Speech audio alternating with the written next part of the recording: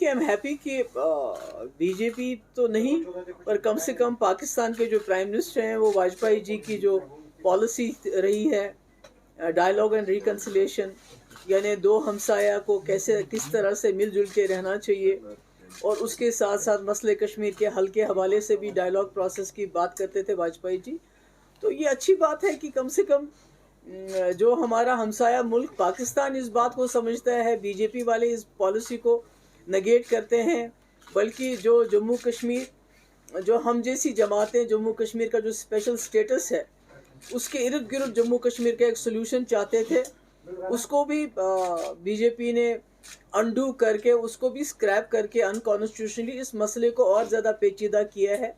تو میرا یہ ہے کہ جو سٹارٹنگ پوائنٹ ہوگا مسئلے کشمیر کے ریکنسلیشن کا، ڈائلاگ کا، that has to be with restoration of whatever has been taken away from the state. And there was two statements that came in from the Pakistan Prime Minister office. One was that they are ready to talks, and second one was that unless and until 370 won't be restored, there will be no talk with the India. So how do you see the? وہ تو خیر مجھے وہ نہیں معلوم انہوں نے کیا کہا، پر ہمارا یہ ماننا ہے، جموں کشمیر کے لوگوں کا یہ ماننا ہے کہ ہم نے جو ملک کے ساتھ ہاتھ ملایا ہے کچھ بنیادوں پہ کہ ہم دونوں جو ہے ایک سیکولرزم میں یقین رکھتے ہیں، اور ہم نے بھی یہاں جو اس وقت یہاں مہاراجہ کا راج تھا اس کے خلاف ایک جمہوری نظام قائم کرنے کے لیے بہت لمبی لڑائی لڑی.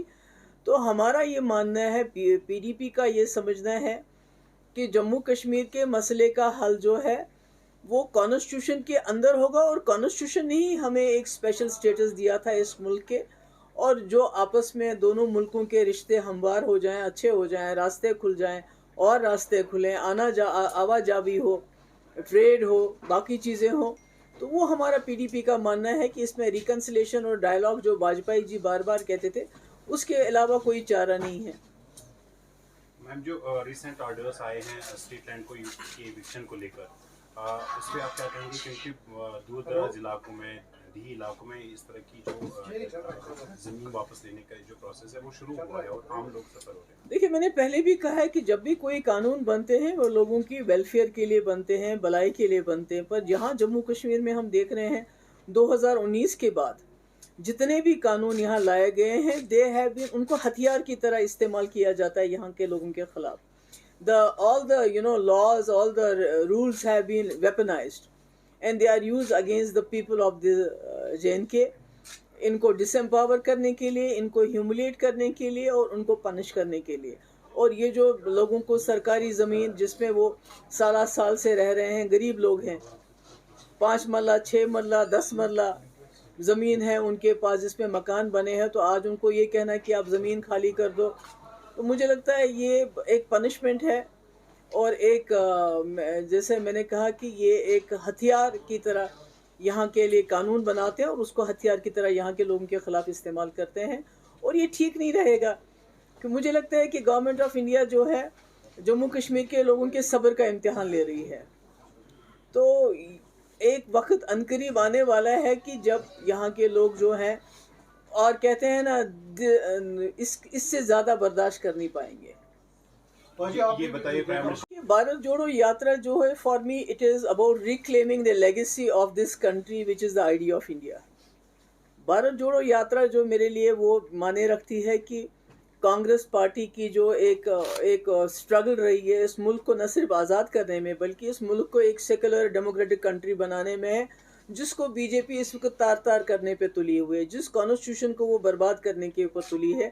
تو اس کے لیے اس وقت راہل گاندھی جی نکلے ہیں اور ہزاروں کی تعداد میں لوگ ان کے ساتھ جڑ رہے ہیں، اور وہ چاہتے ہیں کہ جو ملک کا جو فیبرک ہے جس کو بی جے پی تار کر رہی ہے اس کو دوبارہ سے وہ جوڑنے کی کوشش کر رہے ہیں. تو ایسے میں ان کے ساتھ کہاں کون جڑتا ہے وہ میرے لیے معنی نہیں رکھتا ہے. پر اس کا مقصد کیا ہے؟ کیونکہ سب سے زیادہ جو کمیونل پالیٹکس کا جو خمیازہ بھگتنا پڑا ہے وہ ہمارے جموں کشمیر کے لوگوں کو، being a Muslim majority state, ہم کو بھگتنا پڑا ہے.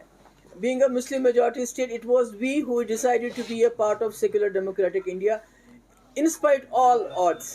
تو آج ہمارے ساتھ وہ سلوک ہو رہا ہے. تو اس لیے جو بھارت جوڑو یاترا ہے یہ میرے خیال میں اس کے بغیر اور کوئی آپشن نہیں تھا کنٹری کے پاس. کوئی آپشن نہیں تھا کانگریس کے پاس جو ان کی لیگیسی ہے idea of India, secular India, democratic India, اس کو ریکلیم کرنے کا. تو اس لیے ہم اس بھارت جوڑو یاترا کو ویلکم کرتے ہیں اور اس میں پارٹیسپیٹ بھی کریں گے. آج سے بہت سال پہلے انہوں نے ایک تعداد بتائی تھی کہ جو پلگرمز کی ہونی چاہیے وہ 4,000 یا 4,500 سے زیادہ نہیں ہونی، وہی نا 4 اور 5,000 کے بیچ میں ہونے چاہیے جو وہاں جائیں. اور جو پہلے گھوڑوں پہ جاتے تھے، پالکی میں جاتے تھے، پیدل جاتے تھے، تو جو انوائرمنٹ ہے اس کا بھی بچاؤ ہوتا تھا. تو یہ میں خالی امرناتھ یاترا کے لیے یا ویشنو دیوی کے لیے نہیں کہہ رہی ہوں. آپ خود ہی دیکھ لیجئے گاؤمکھ گلیشیئر جو ہے وہاں کی یاترا کو کیسے ریگولرائز کیا گیا ہے. وہاں 400-500 سے زیادہ لوگ جا ہی نہیں سکتے ہیں اور گاؤمکھ گلیشیئر کے اندر نہیں جا سکتے ہیں، ڈسٹنس پہ رہتے ہیں. تو یہی بات میں نے کہی کہ جو جوشی مٹھ میں ہوا اور جس طرح سے وہاں کے انوائرمنٹ کے ساتھ کھلواڑ کیا گیا، جو 4 دھام کی سڑک بنا کے باقی چیزیں کر کے ٹنلز کھود کے وہاں کے لوگ اس وقت پاور پروجیکٹ بنا کے وہاں کے لوگ اس وقت مصیبت میں ہیں.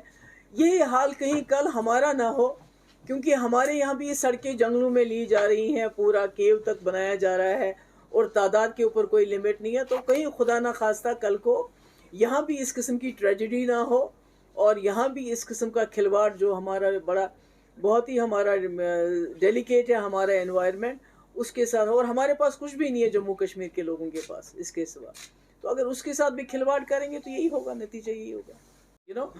ہم لوگ جو ہے کشمیر کے لوگ، مسلم میجورٹی کمیونٹی جو ہے، ہم اپنی جگہ ہمیشہ ہمیں افسوس ہوتا ہے. ایک ملال ہے دل میں کہ ہمارے پاس ایک منسکیول مائنورٹی تھی کشمیری پنڈتس کی اور ہم ان کو یہاں کے جو بندوق ہے ملیٹنٹ کی اس سے بچا نہیں سکے. یہ ہمیں ملال ہے. مگر اس کے ساتھ ساتھ مجھے یہ بھی ہم کو ملال ہے کہ ایک سیکولر انڈیا میں ایک ہندو میجورٹی جہاں پر ہے پورے کنٹری میں، وہاں ایک منسکیول مسلم میجورٹی ایک سٹیٹ تھی پرائم منسٹر کے پاس، اور اس کو جس طرح سے انہوں نے ڈسممبر کیا، اس کو جس طرح سے انہوں نے توڑا، اس کو جس طرح سے انہوں نے ڈس امپاور کیا، اس کے جس طرح سے ٹکڑے کیے.